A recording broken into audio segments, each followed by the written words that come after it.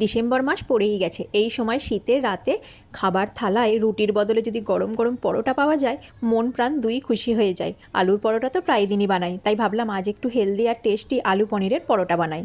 পরোটার পুর বানানোর জন্য প্রথমে কড়াই সর্ষের তেলে পেঁয়াজ কুচি, রসুন কুচি, ক্যাপসিকাম কুচি, টমেটো কুচি হালকা ভেজে নিয়ে সামান্য হলুদ গুঁড়ো, কাশ্মীরি লঙ্কার গুঁড়ো, লবণ আর চিনি দিয়ে খুব ভালো করে সব কিছু ভেজে নেওয়ার পর আগে থেকে সেদ্ধ করে হাত দিয়ে মেখে রাখা আলু, গ্রেড করে রাখা পনির, 1 চামচ ম্যাগি মশলা, ধনেপাতা কুচি আর কাঁচা লঙ্কা কুচি দিয়ে বেশ লাল লাল করে পুরটা ভেজে নিলাম।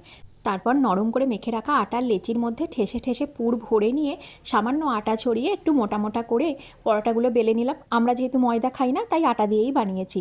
এরপর তাওয়ায় পরোটাটা শুধু সেঁকে নিয়ে তারপর ওপর থেকে সাদা তেল ছড়িয়ে উল্টে পাল্টে লাল লাল করে ভেজে নিলেই শীতের রাতে খাওয়ার জন্য আলু পনিরের পরোটা একদম তৈরি। ভেতরে দেখো পুর একদম ঠাসা। রেসিপিটা কেমন লাগলো কমেন্ট করে জানিও, ভালো লাগলে চ্যানেলটি সাবস্ক্রাইব করে দিও।